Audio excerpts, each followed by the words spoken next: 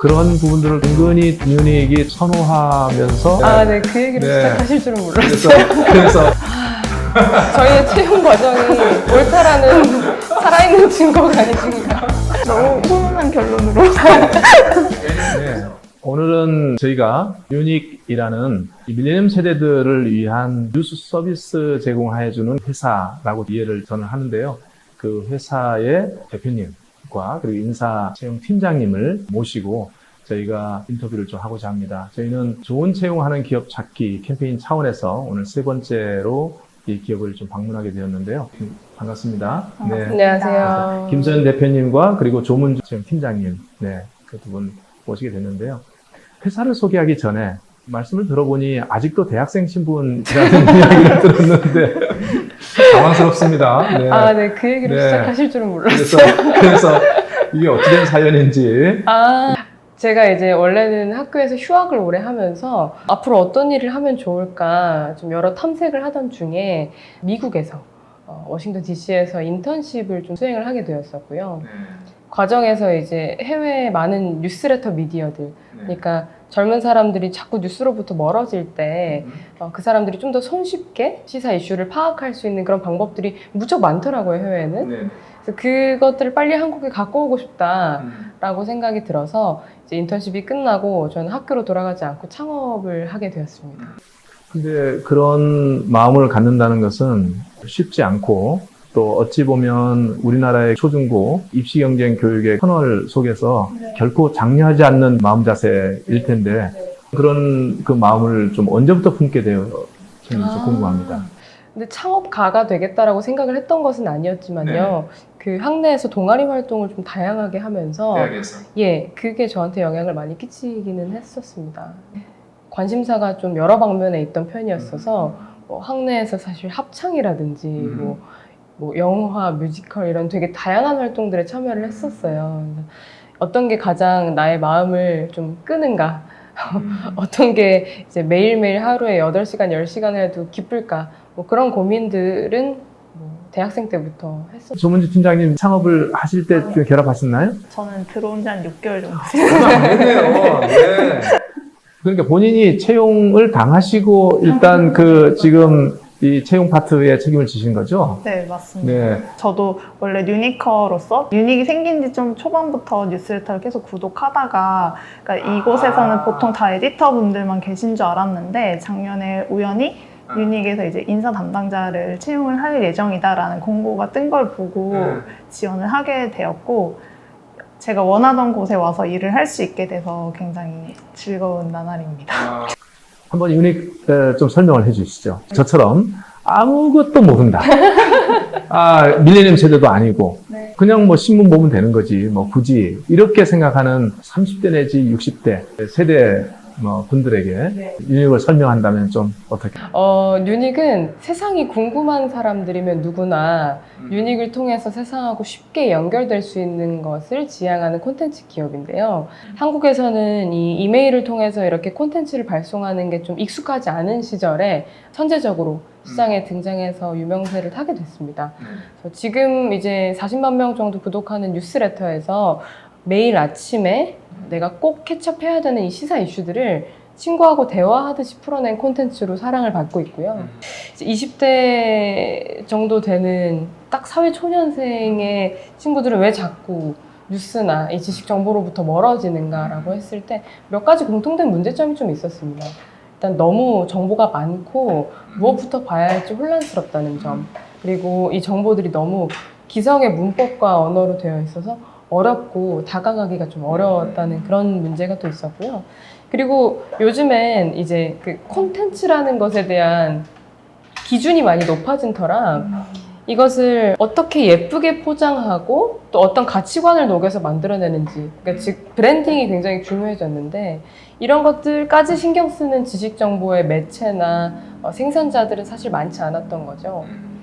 근데 그런 의미에서 조금 더 내가 소비하는 브랜드로서 그리고 나의 익숙한 문법이나 취향에 맞게 그런 지식 정보들을 골라주고 풀어내주고 그런 역할이 또 필요하겠다라고 생각을 하게 된 것이죠. 그러면 이제 오늘의 본 주제인 채용 영역으로 들어갔으면 좀 좋겠는데, 그래서 채용 프로세스가 어떻게 진행되는지 말씀을 해주시면 좋겠습니다.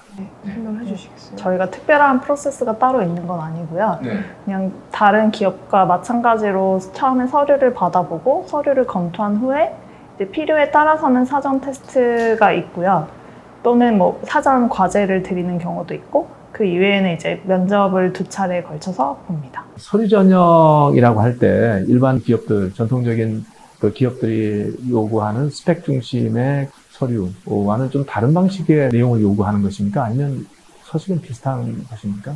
네, 저희가 특정 서식을 요구하고 있지는 않고 전부 다 자율 서식으로 스스로 이제 구성해서 내시면 막연하다고 생각하지 않을까요? 그럴 수 있죠. 네. 정해진 서식이 없기 때문에 오히려 그 작성하는 것 자체도 저는 하나의 테스트라고 생각하거든요. 나를 어필하기 위해서 어떤 내용을 우선순위를 정해서 제출할 것이냐라는 것조차 사실 자기 안에서는 하나의 프로젝트로서 주어진 거라고 생각이 되기 때문에 그 내용을 편의점에 파는 진짜 그 이력서 양식에 맞춰서 작성하시는 분도 있고 엄청 특이한 내용으로 작성하시는 분도 있고 저희가 사용하는 툴 중에 노션이라는 문서 작성하는 툴이 있는데 그 노션 페이지로 제출을 하시는 분도 있고 개인에 따라서 다양한 양식을 사용해 주시는데 그 제출하는 방식이라든지 어떤 내용이 들어갔냐 그런 것들도 사실 하나의 서류 검토의 심사 대상 중에 하나라고 볼 수 있거든요.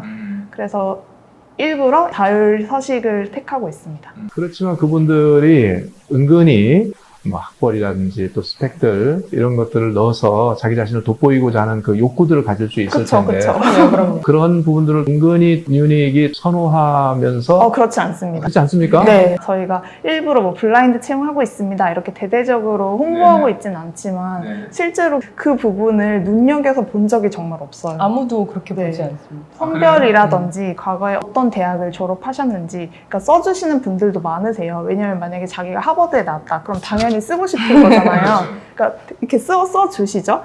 하지만 그것으로 인해서 심사에 영향을 주는 경우가 정말 없고 정말 눈여겨보지 않게 되고 과거에 어떤 프로젝트를 어떤 식으로 수행하셨고 어떤 결과가 나왔었는지 그런 것들이 실무에 더 큰 영향을 미치기 때문에 좋은 대학을 나왔나 안 나왔나는 일하는 능력과는 크게 연관이 없거든요. 제가 생각하기에는. 그래서 그런 부분을 저희가 심사할 때 그렇게 눈여겨보지는 않고 있습니다. 과거에 내가 어떤 일을 수행했냐라는 그런 실제적인 결과치를 우선적으로 보여주시는 게 아니라 뭐 과학고등어, 외국어 고등학교를 나왔다라는 옛날에 졸업했던 학교, 서울대, 연고대 이런 데를 나왔다라는 학력 자기 입장에서는 가장 큰 성취였기 때문에 그거를 앞서서 이렇게 보여주시는 거잖아요.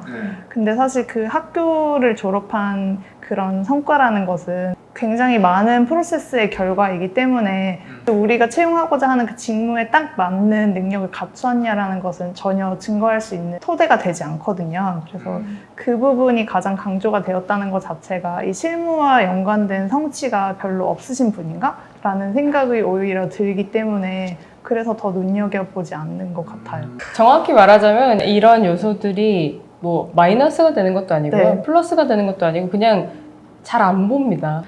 저는 커리어가 빵년인 상태로 이제 이 일을 시작한 거나 마찬가지인데 그럼 경력으로 사람들을 평가했을 때 저도 불합격이고 그러니까 저는 이런 식으로 기성의 평가 기준이 아니라 정말 제가 여기서 일을 잘할 수 있는 이유 그리고 제가 요 주변에 초기 멤버로 모였던 분들이 어떤 백그라운드인지 상관없이 너무 잘 일을 해왔던 이 이유를 채용 과정에도 잘 녹여가고 싶었던 것 같고요. 그렇기 때문에 학력이랄지 경력이랄지 이런 것들 위주로 평가하지 않는다는 것이 내부에서는 그래서 우리가 매번 어떤 사람을 필요로 하는데 이것에 대한 정의부터 좀 정확히 하고요. 그 역량을 정확히 검증한다라는 뜻이지 그래서 그 관련한 경험이나 그동안의 고민이나 이런 것들을 갖고 계셨는지는 명확하게 저희도 서류를 통해서 또 면접을 통해서 검증을 하지만 어떤 대학교나 뭐 어느 기업에 재직을 했거나 하는 것이 그거의 반증일 것이라고 추측하지는 않는다는 거죠. 네. 여하튼 그런 과정을 거쳐서 이제 서류 전형 절차를 밟아가시고 이제 관련해서 또 필기시험이라든지 다른 과정들도 점검을 하신다고 했는데 그 어떻게 지금 진행됩니까? 저희 유닉 조직에 이제 주로 가장 많은 쉐어를 담당하고 있는 게 에디터 분들이시고요. 에디터. 네, 저희 콘텐츠를 직접 기획하고 생산해 주시는 분들이고요. 그분들 같은 경우에는 아무래도 기획력이라든지 필력이 중요한 기준이기 때문에 사전에 이제 온라인으로 필기 시험을 실시하고 있고요. 묻는 질문들이 어떤 것인가요? 실제로 실무 현장에서 하시게 될 일을 미리 체험해보는 식이고요. 그러면 에디터링을 한번 해봐라 이제 이렇게 되는 건가요? 비슷합니다. 네, 그런 식의 질문이 있을 때도 있고 콘텐츠를 직접 기획해서 한번 작성해보는 그런 식의 테스트를 하는 경우도 있고 아까 말씀드렸듯이 저희가 매일매일 뉴스레터를 발행을 하고 있잖아요. 그래서 저희가 선정한 이슈에 대해서 유니커가 볼 기사를 작성해보는 그런 식의 테스트를 진행을 하기도 합니다. 에디터의 경우는 그렇게 과제를 수행하게 하고 나머지 또 영역도 있지 않겠습니까? 네, 저희가 프로덕트 디자이너 직군 같은 경우에는 사전에 이제 과제를 내드리고 그거에 대해서 디자인 과제를 수행하시는 식으로 진행을 하고 있고요.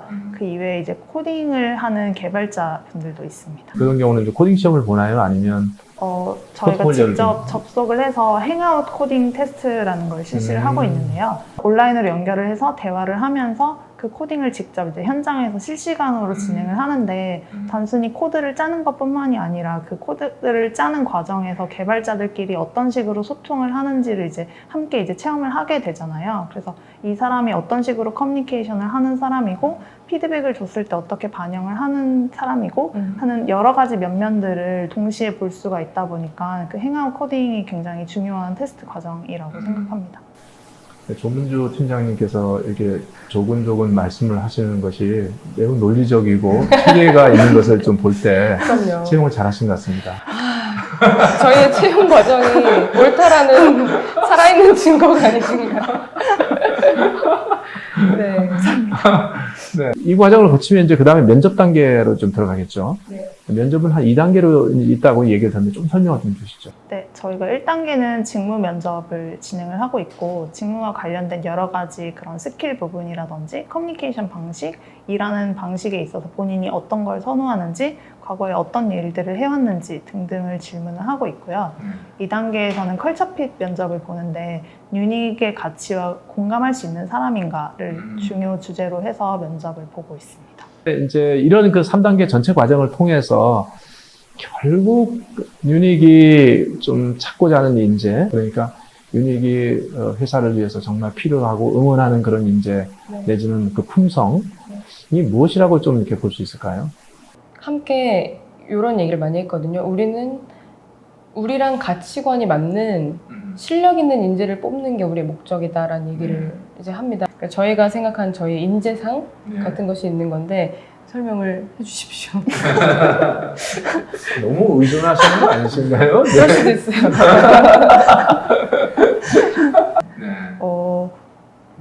저희가 서로 공동체로서 협업을 하고 있기 때문에 서로 간에 신뢰를 할 수 있는 것 그런 것들이 너무 중요해요. 네네.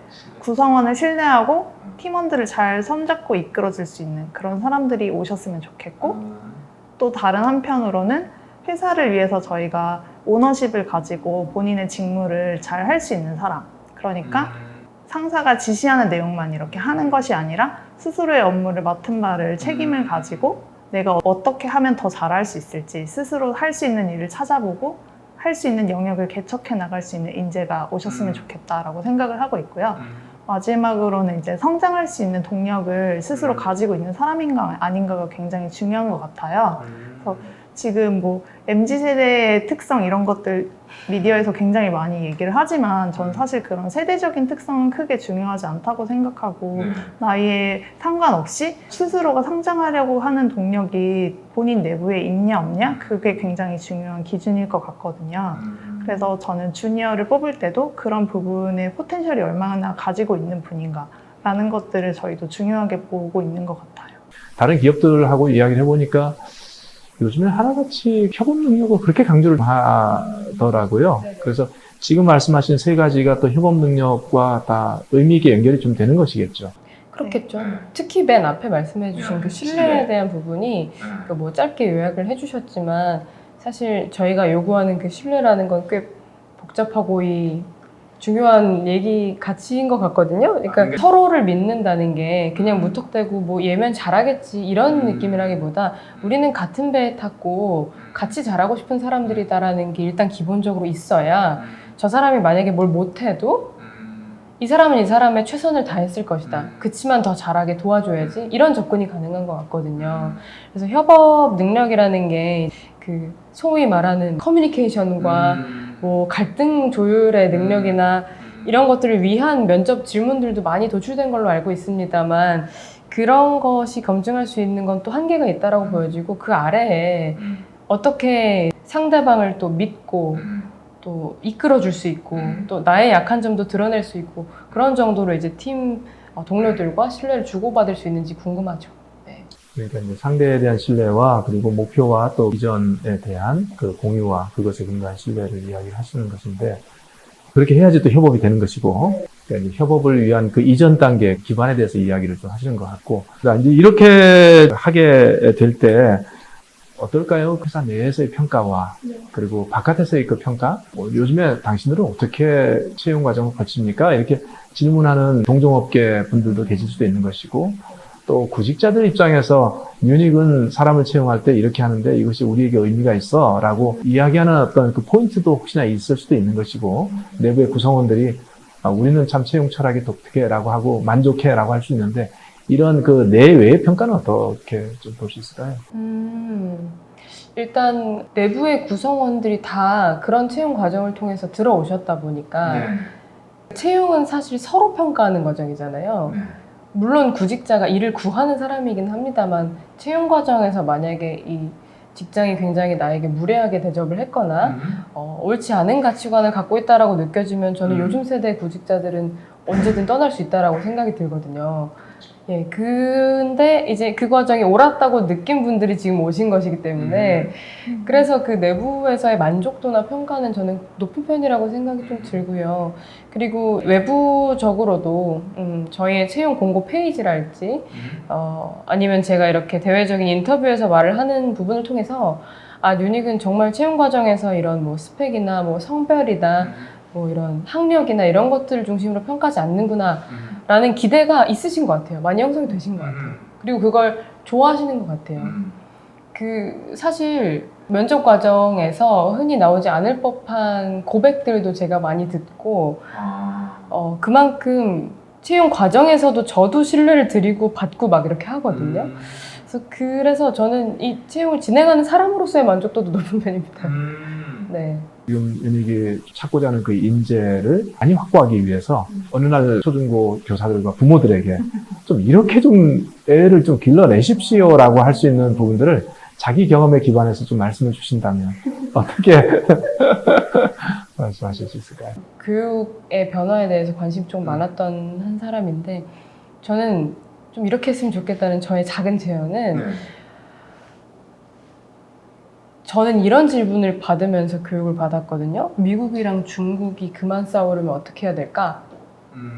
근데 그걸 한국의 고등학생이 고민해서 뭐 하며 고민을 할 수도 없고 근데 저는 항상 그렇게 큰 질문과 기대를 받았던 것 같아요. 근데 그런 질문을 받아야 시작되는 고민들이 있잖아요. 그러니까 나는 이런 고민을 해도 되는 사람이구나라고 생각을 하면서 자랐던 것 같거든요. 그러니까 계속 정해진 답을 외우게끔 하는 교육은 나는 그럼 주어진 것을 습득해서 잘 암기하고 그냥 실행만 하면 되는 사람이구나라는 메시지를 은연중에 주고 있는 것이고 그렇지만 좀 더 열린 질문 중에서도 더 수준 있고 정말 세계의 청소년들이 할 법한 질문들을 자꾸 해주는 것이 저는 너무 많이 필요하다고 좀 생각이 들었어요. 네. 그러니까 유닉에서도 그 성과 리뷰를 그냥 상사가 마음대로 ABC 매기는 방식이 아니라 너는 이 시기 동안 어떤 성장을 이루고 싶은지 스스로 목표를 세우게끔 하거든요. 그러니까 그런 고민을 내가 할 수 있는 사람이다라고 일단 스스로 생각하게끔 하는 그런 초등교육, 중등교육이 좀 필요하지 않을까 생각이 듭니다. 뭐 그 부분에서 팀장님은 또 어떠셨어요? 뭐 맥락은 저도 비슷한 것 같아요. 어릴 때 학교 공부는 굉장히 중요하다고 생각하고 학력 중심의 사회인 것은 되게 안타깝지만 그럼에도 불구하고 일반 상식이라든지 여러 가지 기회의 장을 열어준다는 측면에서 학교 공부가 주어지는 그 시기 동안에는 전 열심히 하는 게 맞다고 생각하는데 그런 주입식 교육의 폐해 같은 것들을 저는 외국에 있는 학교에서 다니면서 다른 나라 학생들을 만나게 되면서 굉장히 많이 느꼈거든요. 토론 수업 같은 것들을 하면서 다른 나라의 학생들이 초등학교 혹은 유치원 때부터 이제 철학 공부를 시작하고 그런 거에 대한 이제 호기심을 가지고 질문들을 계속 만들어내고 그거를 탐구하는 과정들이 전 생애에 걸쳐서 이제 청소년기를 지배하고 있다 보니까 그 결과적으로 이제 20대 청년이 되었을 때 어떤 식의 사고방식을 가지냐의 결과물이 굉장히 다르더라고요. 그래서 그런 것들을 많이 체험하면서 이제 그런 게 이제 나중에 회사를 선택하고 일을 해나가는 그런 방식에 있어서 많이 영향을 받은 것 같아요. 학교 교육과 가정 교육이 좀 바뀌어져야 될 것인데 그렇게 하려고 하면 기업이 우리는 그런 방식의 그 인재를 선호하지 않아. 이제는 다른 방식의 인재를 선호하고 그래서 학교 교육도 달라진다 하는 그 메시지를 기업의 채용을 통해서 보여줌으로 학교와 그 가정이 다른 방식의 그 교육적 선택을 하게끔 유도하는 네. 그 일들을 하는 것이기 때문에 이 업계에서 채용을 위해서 열심히 노력하시는 것이 교육 개혁을 위해서 큰 일을 하시는 것이다. 그 존재 자체가 교육적이다. 아유, 그렇게 저희가 잘해야겠네요. 네. 그래서 잘하고 너무 계시고요. 훈훈한 결론으로. 네. 저희는 그래서 지금 그 망원경을 가지고 보니까 유인이 발견된 겁니다. 저희 오늘 방문을 한 것이고요. 그래서 앞으로 계속 성장하는 기업으로 이걸 좀 소개함으로 그분에서 일조하는 강의를 하도록 하겠습니다. 예, 오늘 저희가 그 유닉을 좀 방문해서 좋은 채용을 하는 그 기업 찾는 일들 차원에서 여러 가지 인터뷰를 했습니다. 네, 오늘 인터뷰 해주셔서 감사합니다. 감사합니다. 네, 감사합니다. 네, 이상으로 마치도록 하겠습니다.